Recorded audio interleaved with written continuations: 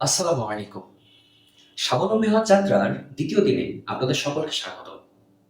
গত দিনের আলোচনার সাপেক্ষে আজকে আমাদের আলোচনার বিষয়বস্তু একটা প্রকল্পকে নকশা থেকে বাস্তবে রূপান্তর করার জন্য একজন প্রকৌশলী অর্থাৎ সিভিল ইঞ্জিনিয়ারকে যে সকল দায়িত্ব এবং কর্তব্য বহন করতে হয়। তাহলে কথা না বাড়িয়ে মূল আলোচনাতে আসা যাক।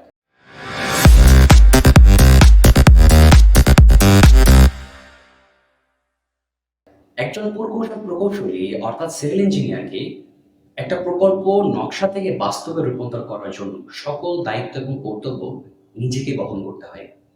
কিন্তু মজার বিষয় হচ্ছে এই সকল দায়িত্ব এবং কর্তব্য তার দক্ষতার উপর নির্ভর করে। অর্থাৎ একজন প্রকৌশলী সিভিল ইঞ্জিনিয়ার নিজের কাজে যতটুকু দক্ষ হবে, সে নির্মাণ প্রকল্পে তার দায়িত্ব এবং কর্তব্য তত সুন্দরভাবে বহন করতে পারবে। চলুন জেনে নেওয়া যাক নির্মাণ কাজের দায়িত্ব এবং কর্তব্য পালন করার জন্য আপনাকে কোন কোন দক্ষতা অর্জন করতে হবে এবং কোন কোন দক্ষতা অর্জন করলে আপনি নিজেকে একজন প্রকৌশলী অর্থাৎ সিভিল ইঞ্জিনিয়ার হিসেবে গড়ে তুলতে পারবেন। এ ধারায় প্রথম যে দক্ষতা আপনাকে অর্জন করতে হবে সেটি হচ্ছে আন্ডারস্ট্যান্ডিং অফ ড্রয়িং অর্থাৎ নকশা বোঝার দক্ষতা। একটা প্রকল্পকে নকশা থেকে বাস্তবে রূপ দেওয়ার ক্ষেত্রে সবথেকে গুরুত্বপূর্ণ যে বিষয় সেটা হচ্ছে নকশা।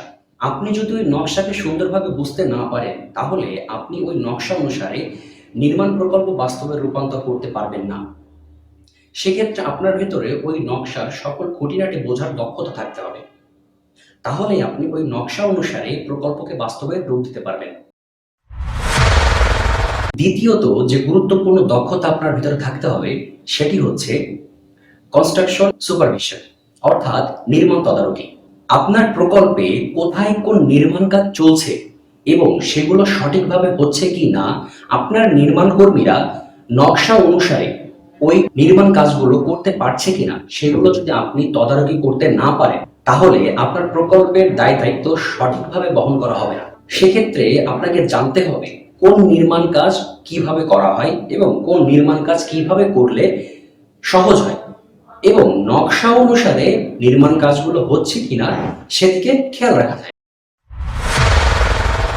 তৃতীয়ত যে গুরুত্বপূর্ণ দক্ষতা আপনাকে অর্জন করতে হবে সেটি হচ্ছে কনস্ট্রাকশন সাইট ইনভেস্টিগেশন অর্থাৎ নির্মাণ এলাকার তদন্ত। এখানে তদন্ত বলতে যেটা বোঝানো হচ্ছে সেটা হচ্ছে আপনার নির্মাণ এলাকায় কোথায় কোন কাজ হচ্ছে সেটা সময়ের সাথে তাল মিলিয়ে হচ্ছে কিনা, কোথাও কোনো নির্মাণ সামগ্রীর প্রয়োজন আছে কি না সেগুলো তদন্ত করে দেখা এবং আপনার নির্মাণ এলাকায় আপনার অনুমতি ব্যতীত কোনো অবৈধ কাজ সংগঠিত হচ্ছে কিনা সেগুলো আপনাকে তদন্ত করে দেখা। এরপর যে দক্ষতাটি আপনাকে অর্জন করতে হবে সেটি হচ্ছে সবচেয়ে গুরুত্বপূর্ণ একটি দক্ষতা, এস্টিমেটিং অ্যান্ড কস্টিং।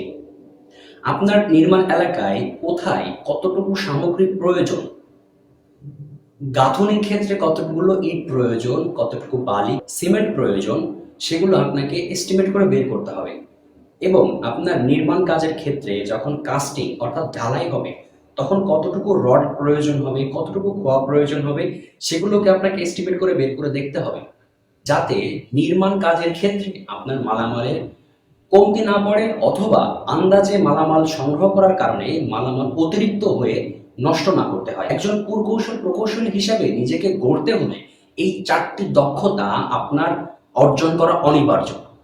এ ব্যতীত আরো বেশ কিছু দক্ষতা আছে যেগুলো আপনাকে অর্জন করতে হবে, যেগুলো অর্জন না করলে আপনি আপনার নির্মাণ কাজে সকল দায় দায়িত্ব সুন্দরভাবে পালন করতে পারবেন না। এগুলোর ভেতরে সর্বপ্রথম যে দক্ষতাটি আপনাকে অর্জন করতে হবে সেটি হচ্ছে যে কোনো নির্মাণ সংক্রান্ত সমস্যা সমাধান করার দক্ষতা। অর্থাৎ নির্মাণ কাজ চলাকালীন নকশা অনুসারে কাজ করতে যেয়ে যদি আপনাকে নির্মাণ কাজে কোনো সমস্যার সম্মুখীন হতে হয় তাহলে সেই সমস্যা সমাধান করার দক্ষতা আপনার ভেতরে থাকতে হবে।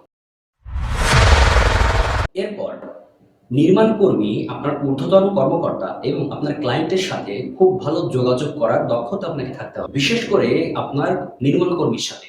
আপনি তাদের সাথে যদি খুব ভালোভাবে যোগাযোগ সম্পর্ক তৈরি করতে না পারেন তাহলে তাদেরকে নকশা খুব সুন্দরভাবে বুঝিয়ে দিতে পারবেন না। আর তাদের যদি নকশা খুব সুন্দরভাবে বুঝিয়ে দেওয়া না যায়, তাহলে নির্মাণ কাজে ব্যাঘাত ঘটতে পারে।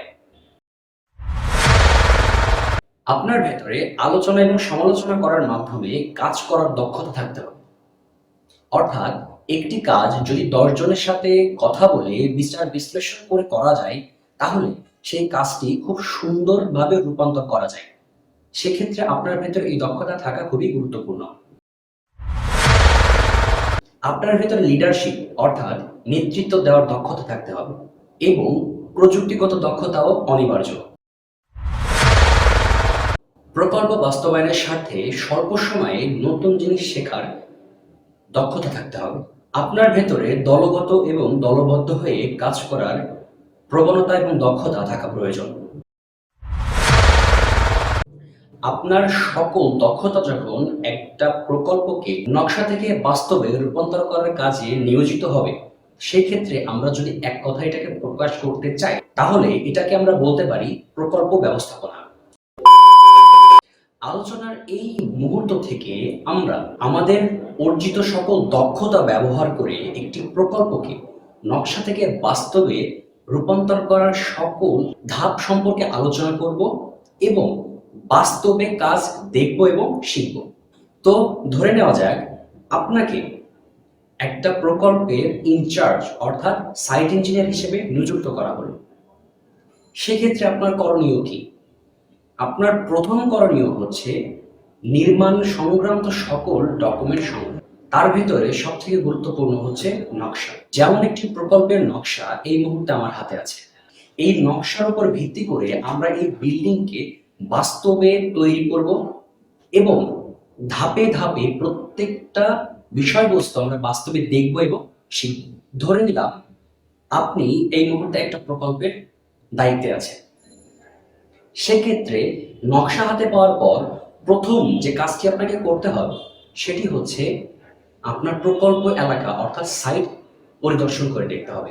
আপনি যে নির্মাণ এলাকায় নির্মাণ প্রকল্পের কাজ করবেন সেই জায়গা নির্মাণের উপযোগী কি না সেটাকে দেখতে হবে। যদি নির্মাণ উপযোগী হয় তাহলে কাজ শুরু করতে হবে। কিন্তু যদি নির্মাণ এলাকা অগোছালো হয়, অপরিষ্কার হয়, ঘন বন জঙ্গলে আবদ্ধ হয়, তাহলে আপনার ওই নির্মাণ এলাকা পরিষ্কার পরিচ্ছন্ন করে নির্মাণ কাজের উপযোগী করতে হবে। নির্মাণের অযোগ্য, অপরিষ্কার, অপরিচ্ছন্ন নির্মাণ এলাকাকে কাজ করার উপযুক্ত নির্মাণ এলাকায় পরিবর্তন করার প্রক্রিয়াকে বলা হয় মোবিলাইজেশন। মোবিলাইজেশনের পর আপনার নির্মাণ এলাকায় কোন মাল সামগ্রী কোথায় রাখলে খুব সহজে নির্মাণ কাজ পরিচালনা করা যাবে সেই অনুসারে মাল সামগ্রীগুলো অবস্থান করতে হবে। এবং যেহেতু আপনি একজন প্রকল্প ইঞ্জিনিয়ার, তো আপনাকে ওই প্রকল্পের শুরু থেকে শেষ পর্যন্ত প্রকল্প স্থানে অবস্থান করার জন্য আপনার একটি নির্দিষ্ট থাকার ব্যবস্থা করতে হবে।